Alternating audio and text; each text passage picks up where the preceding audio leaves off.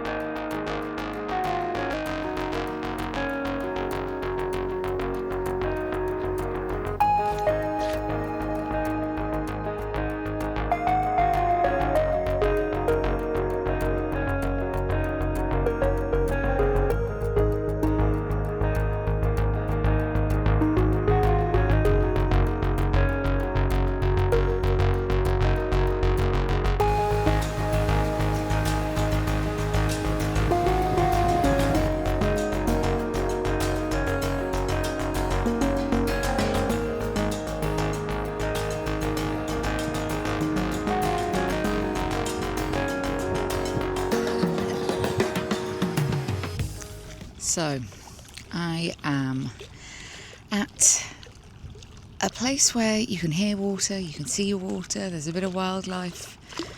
East London has a lot of different wetlands, and that is not a euphemism. It has lots of different places where you can go and kind of be around wildlife and nature, and they're not too far away from the city, because you can kind of feel like you're escaping without actually having to go too far, which is lovely.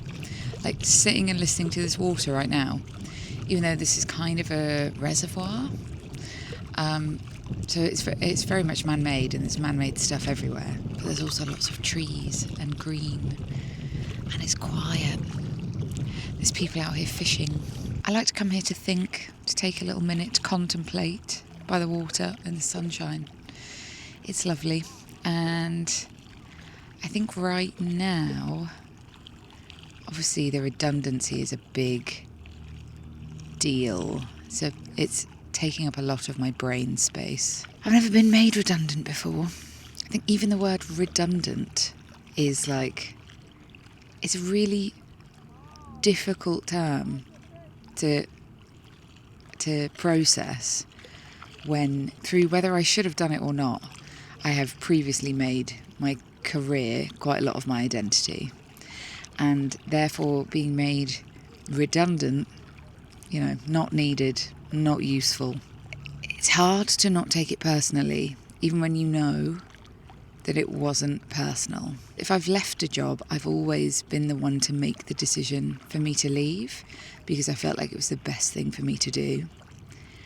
And being made redundant, literally all the power is taken away from you. I think that's why I've liked the idea of trying to make a bit of a portfolio career for myself at some point, because the fact that all of my income was solely on that one company to provide me means that now I'm not earning any money.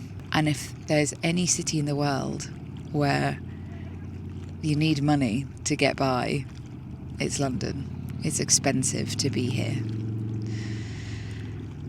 So not having any cash coming in then puts a load of other worries on your plate, which again can take up a lot of brain space, when actually you need a lot of brain space to try and find a job. All these things kind of collide into this one great mess. Not having a routine as well is very weird. It's nice for like a week or two, but to wake up every day and be like, right, do I even have a reason to leave the house today? I'm trying to be better at getting up and going for a walk or doing something, working out, running around the corner to buy a coffee. If the one thing I have on a daily basis is a coffee, I'll let myself spend the money because it gets me out of the house. What am I trying to say? I'm trying to say this is a really weird time, and I'm finding being redundant difficult. So there is part of me that understands that this could actually be a really interesting opportunity. I went freelance a couple of years ago because I wanted the freedom to work on whatever projects I wanted to work on, work for myself, make my own hours. I think the reality is, at the moment, I do still need a half-decent wage coming in because I've got a mortgage to pay. But this could be an exciting time to try and figure out another direction, another way to earn money. I so badly want to do something more creative than looking at spreadsheets every day. What I do seems like it would be really fun, but it's actually quite a lot of emails and spreadsheets. And I get that every job these days is a lot of emails and spreadsheets, but I feel like I could be doing more of my own stuff. Like, if actually my job is to make things, but what I'm doing at the moment is making things for other people, why can't I make things for myself? My issue is the motivation.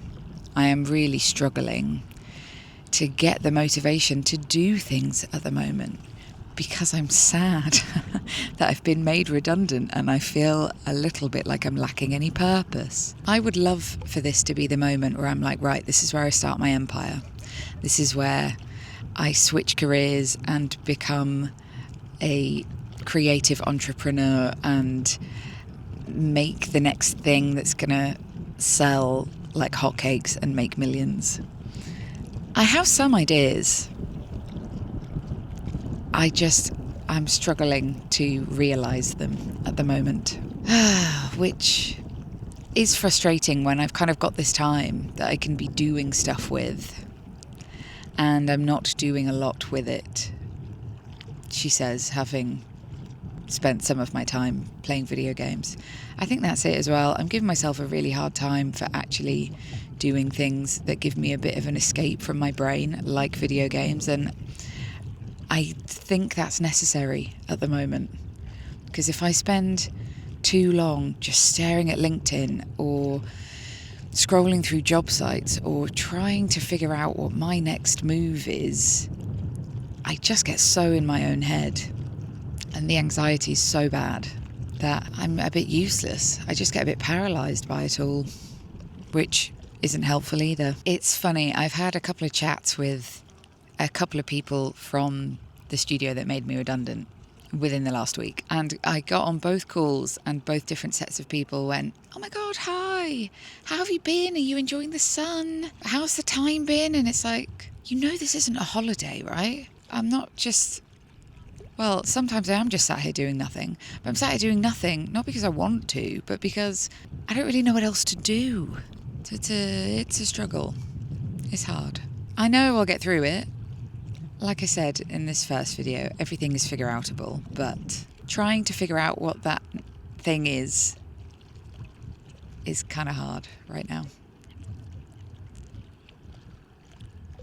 Okay, my battery's running out.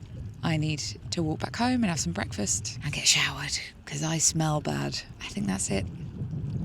And I'll see you in the next one.